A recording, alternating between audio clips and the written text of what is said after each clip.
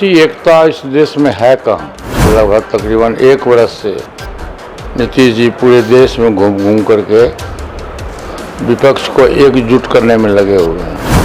कल ही जो नए संसद भवन का उद्घाटन था तो उनकी विपक्षी एकता चूर-चूर हो गई। अब जैसे ममता बनर्जी हैं तो उनको लड़ाई है, उनकी लड़ाई है कांग्रेस से। केजरीवाल साहब हैं तो उनकी लड़ाई कांग्रेस से है और इसलिए विपक्ष एकजुट नहीं हो सकता है। राजद की सोच क्या है न यह मैं नहीं समझता हूँ, लेकिन ये संसद भवन का अपमान हुआ। हिंदुस्तान के लिए आज़ादी के 75 वर्षों के बाद कल एक ऐसा दिन था जो इतिहास के पन्नों में लिखा जाएगा आने वाले समय में। एक ऐतिहासिक दिन था और उसको विपक्ष के लोग अनाप शनाप बोले हैं। नीतीश कुमार की अपनी सोच है, नया भवन बनाने की बहुत ही आवश्यकता था। पुराना भवन जर्जर हो गया था और अंग्रेज के ज़माने का बना हुआ था। लोकसभा के सदस्यों की संख्या बढ़ने वाली है, तकरीबन 800 होने वाला है पूरे देश में। बिहार की जनता ने एनडीए गठबंधन को अपना मत दिया, लेकिन बिहार की जनता के विश्वास को उन्होंने दरकिनार किया और बिना किसी कारण के वो एनडीए गठबंधन से अपना नाता तोड़ के आरजेडी गठबंधन में चले गए, क्योंकि बिहार की जनता ने आरजेडी के खिलाफ अपना मत दिया था। तो अभी तो एक मुनाजिरेशन गए, कितने मुनाजिरेशन चले जाएंगे हो जाती है। उसके इलाज के लिए प्रधानमंत्री को से 5 लाख रुपया दिया गया और जिसका नतीजा रिजल्ट अच्छा हुआ कि काफ़ी संख्या में लोगों को फायदा हुआ। तीसरा आप देखिएगा जो किसान है, किसान को उन्होंने सब्सिडी दिया। चौथा आप देखिएगा तो प्रत्येक साल प्रधानमंत्री जी ने घोषणा किया कि प्रत्येक साल हम 10 लाख लोगों को नौकरी देंगे और प्रत्येक माह 75,000 लोगों को नौकरी दिया भी जा चुका है।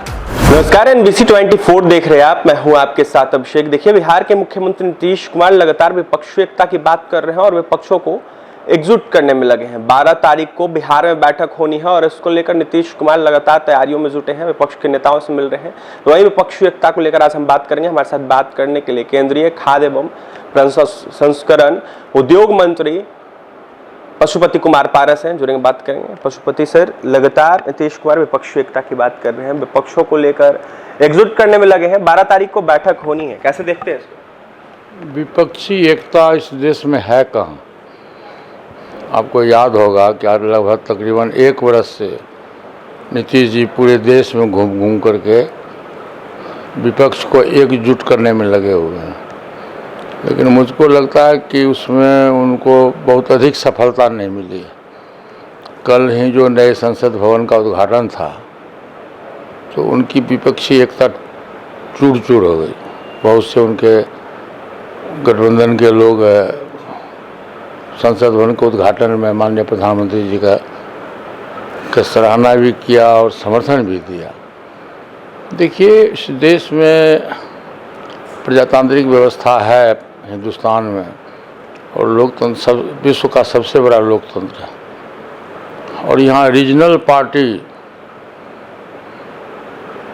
अधिक, सभी स्टेट का रीजनल पार्टी, जैसे ममता बनर्जी का है, NTR का है, तेलुगु देशम है, क्या कहते हैं अरविंद केजरीवाल जी हैं, उड़ीसा में बिजू पटनायक जी हैं। इस ढंग से रीजनल पार्टी है और सब रीजनल पार्टी के लोगों को अलग अलग गिरवांशेस।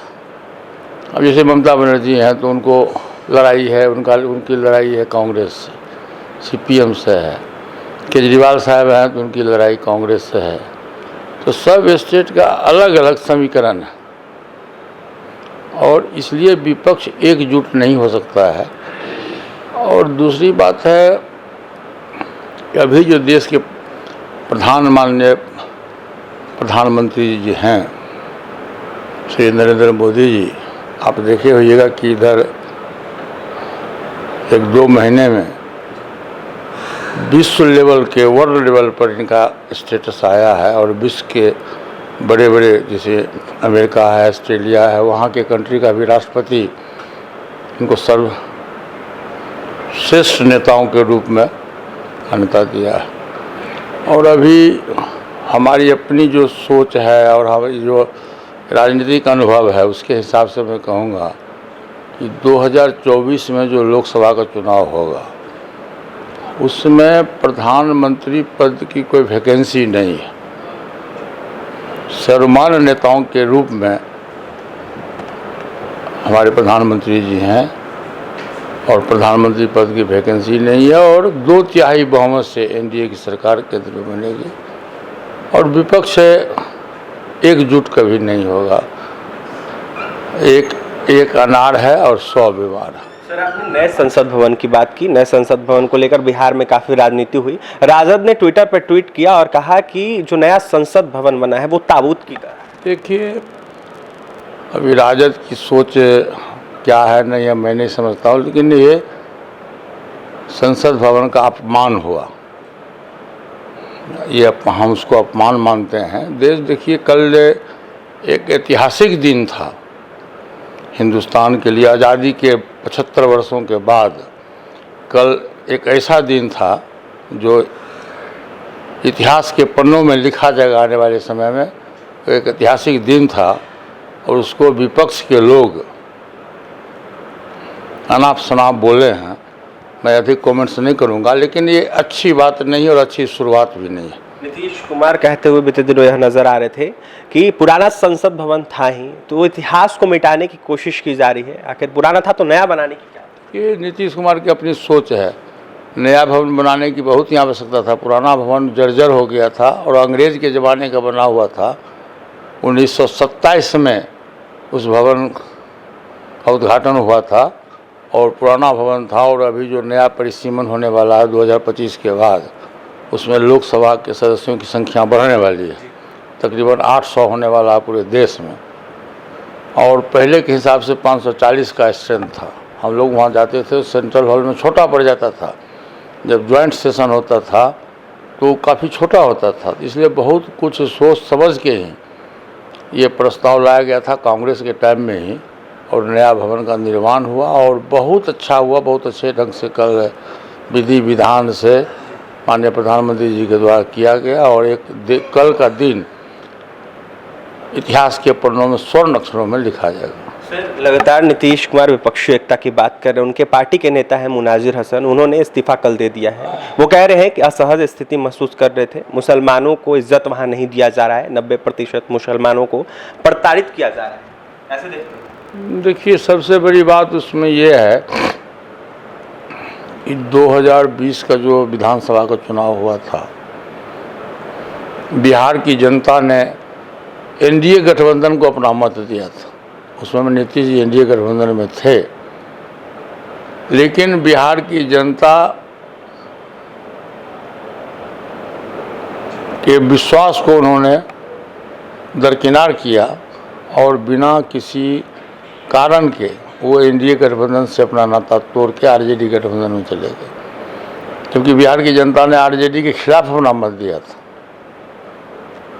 तो अभी तो एक मुनाजिर हसन गए, कितने मुनाजिर हसन चले जाएंगे।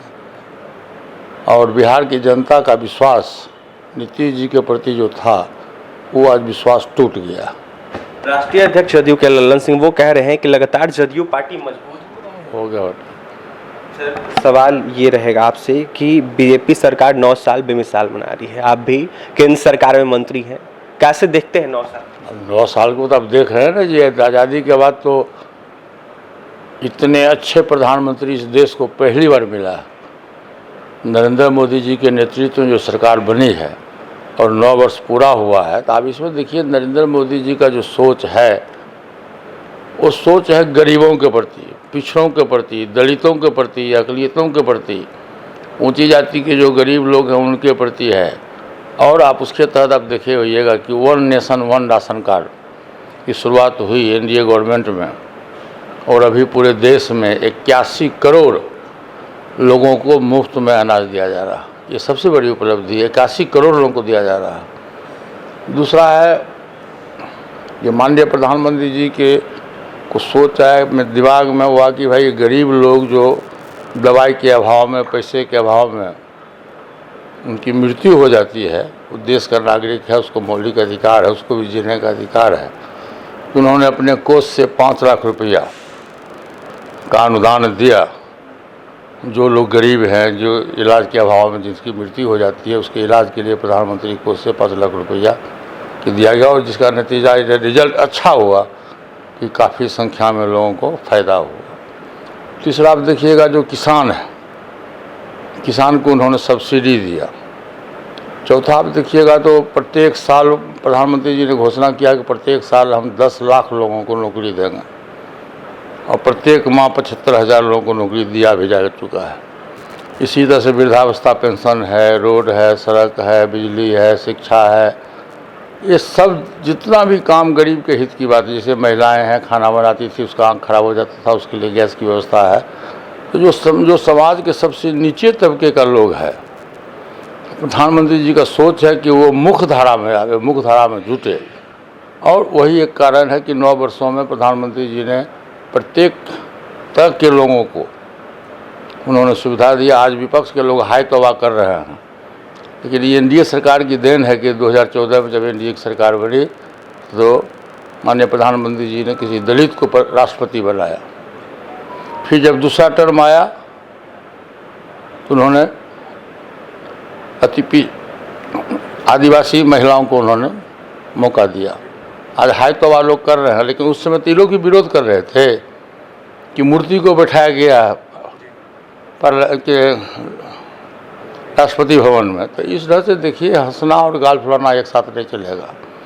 आज के तारीख में एनडीए गवर्नमेंट के द्वारा जो काम हुआ है 9 वर्षों में, वो काफ़ी सराहनीय है और इसकी सराहना हम नहीं पूरे विश्व के लोग कर रहा है। सर 24 चुनाव आ रहा है, अंतिम सवाल रहेगा, 24 चुनाव को लेकर कैसे तैयारी कर रहे हैं पशुपति कुमार? आपको मैंने पहले कहा कि 24 में कोई वैकेंसी प्रधानमंत्री पद का नहीं है और हमारी पार्टी का संगठन है। पूरे बिहार में हमारा संगठन चल रहा है, सदस्यता अभियान चल रहा है और बहुत अच्छे ढंग से चल रहा है। चलिए, तो देखिए पूरे बिहार में सदस्यता अभियान चल रहा है और काफ़ी अच्छे ढंग से चल रहा है। 9 साल बेमिसाल हो या फिर विपक्षी एकता हो, उसको लेकर तमाम बातें कह रहे थे पशुपति कुमार। क्या कुछ कह रहे थे पशुपति कुमार पारस, आपने सुना है। देखिए, लगातार नीतीश कुमार लाख कोशिश कर ले, लेकिन कुछ नहीं होने वाला है। 24 में कोई वैकेंसी नहीं है। नरेंद्र मोदी लगातार कार्य कर रहे हैं और 9 वर्षों में जो काम हुआ है वो देखने लायक है। 9 साल बेमिसाल मनाने को लेकर तमाम बातें कर रहे। तो वहीं एक मुनासिर हसन ने कहीं ना कहीं पार्टी छोड़ा है। आने वाले दिनों में कई मुनासिर हसन पार्टी छोड़ेंगे। और भी तमाम खबरों के लिए NBC 24 के साथ बन रहे हैं। पटना से सहयोगी अमित के साथ अभिषेक की रिपोर्ट।